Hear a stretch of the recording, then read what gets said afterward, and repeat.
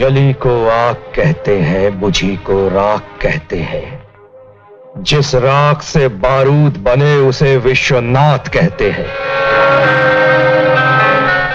धन्ना, एक बात बता, इस लड़की को तो मैं बचा लूंगा, लेकिन तुम चारों को इस जंगल में मुझसे कौन बचाएगा? अबे हट, मेरे बीच में मत आना, समझा? अबे गटर पंचू, बोल तो गया लेकिन बेटा बहुत भारी पड़ेगा।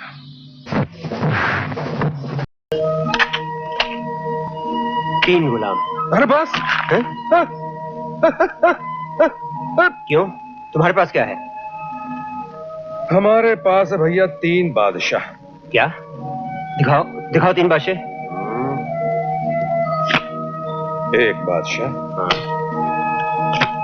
दूसरा बादशाह, तीसरा बादशाह दिखाओ। मेरे ताश के 53वें पत्ते। तीसरे बादशाह हम हैं। दिखाई नहीं देता? तीसरे बादशाह हम हैं।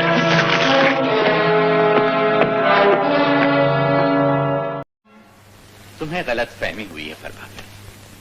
मैं भला ऐसे देशद्रोही गिरोह के बारे में क्या जानकारी रख सकता हूं?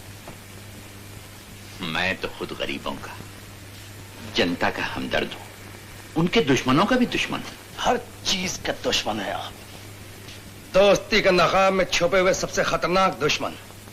इस बात की समझ मुझे उस वक्त आई जब आपने रघु को जान से मरवा दिया। मैंने?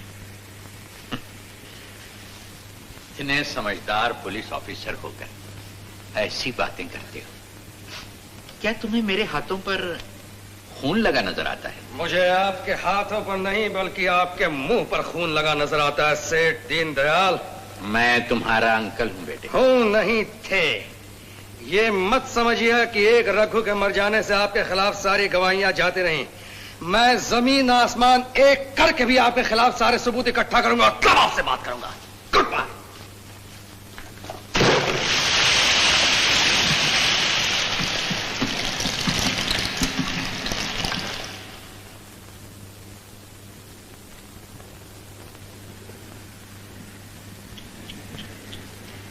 पानी के बिना मछलियां कैसे तड़प रही हैं?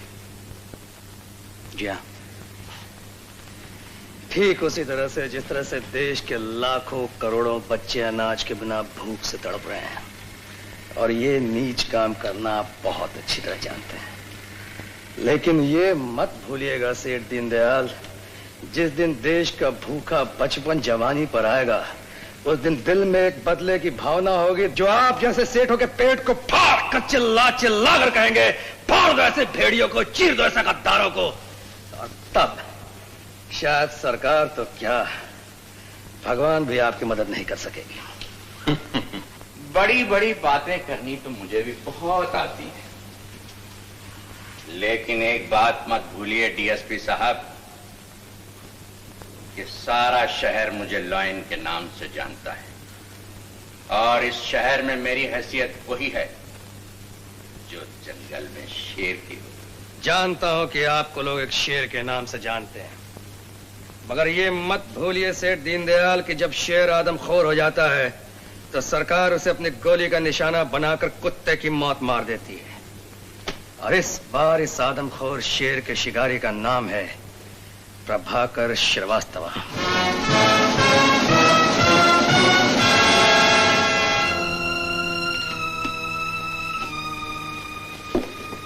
बहुत बोलता है। Wish him best of luck.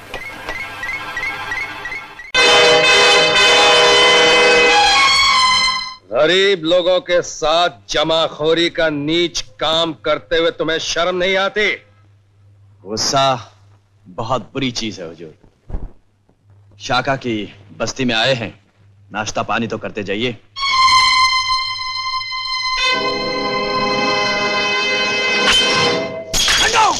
कई बार तुझसे कहा, खास कुत्तों को हड्डी हाथ तरह नहीं दिया करते। सबके सामने काले धंधे और रिश्वत देने के जुर्म में तुम्हें गिरफ्तार करता हूं शाका।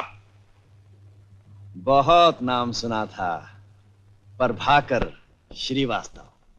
आज देख लिया, चूहे का भी दम नहीं है। इस खिलौने के सहारे के बगैर और कर भी क्या सकते हैं?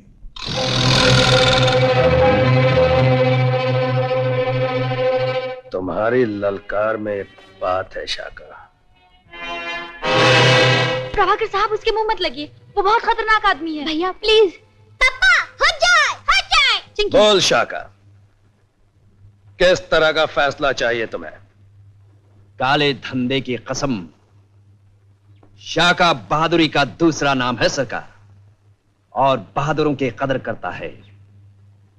सामने वाले दुश्मन को लड़ने से पहले बराबर का मौका देता है। मेरे हाथ में एक त्रिशूल है,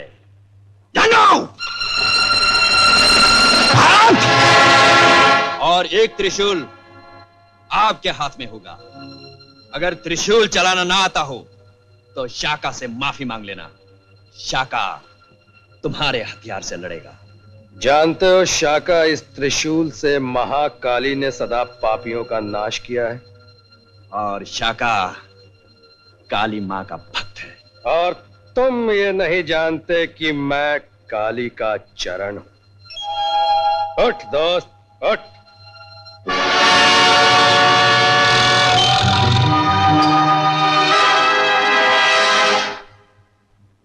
मानता हूं शाका बहादुरी का दूसरा नाम है, लेकिन दोस्त प्रभाकर श्रीवास्तव भी इंसाफ का दूसरा नाम है।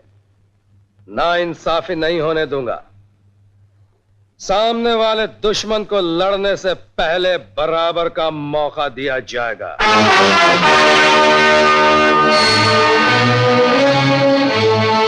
काले धंधे की कसम, बहुत दिनों बाद आज एक तेज शिकार मिला है। काली मां की कसम डीएसपी साहब, अगर आज शाका हार गया तो हमेशा के लिए बस्ती और धंधा छोड़ देगा। चलो चलो बेटे, अंदर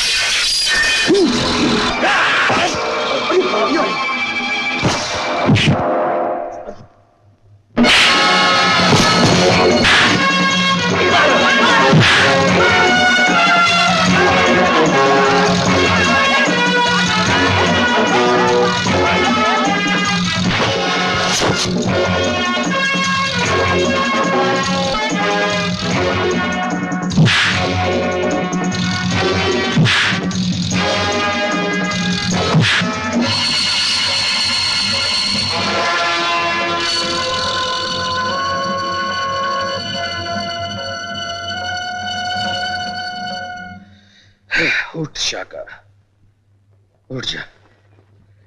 तेरे जैसे बहादुरों की इस देश को सख्त जरूरत है। उठ, उठ जा। मैं हार गया। शाका हार गया। प्रभाकर साहब, आज आपने मेरी जान बचाकर मुझे कर्ज में डुबो दिया है। झंडो, खतरे, दुकान खोल दो। आज से ये शाका की दुकान नहीं, बस्ती की दुकान है। सबको माल खुल के बांटो। अंडे से चोंच निकली नहीं कि खरोच मारने का शौक पैदा हो गया है?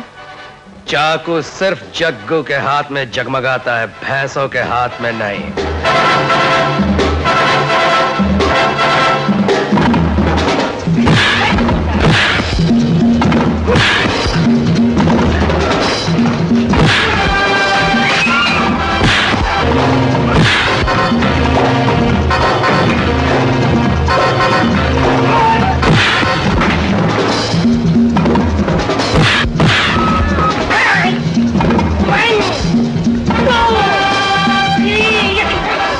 No!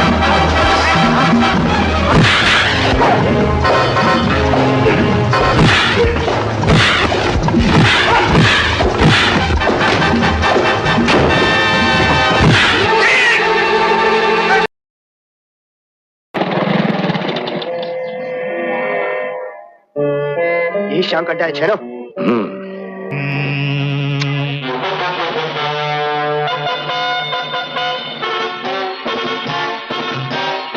श्याम कहाँ है? वो तो बिट्टू को लेकर दवाखाने गया है। आए तो उससे कह देना छेनू आया था। बहुत गर्मी है खून में तो बेशक आ जाए मैदान में। जो हसरत निकालनी हो निकाल ले वो, लेकिन आइंदा मेरे किसी लड़के को हाथ लगाया तो मोहल्ले का मोहल्ला उड़ा के रख दूंगा मैं। नहीं नहीं बेटे, ऐसा नहीं करते। अभी तो कुछ नहीं किया, जिस दिन करूंगा उस दिन। हाय राम, क्यों झगड़ा बढ़ाने की बातें करते हो तुम लोग? देखो ना, हम तो तुम्हारी माँ जैसे हैं। एक ही माँ के बेटे होकर तुम इस तरह लड़ोगे तो हमसे कैसे सहा जाएगा? चल बे।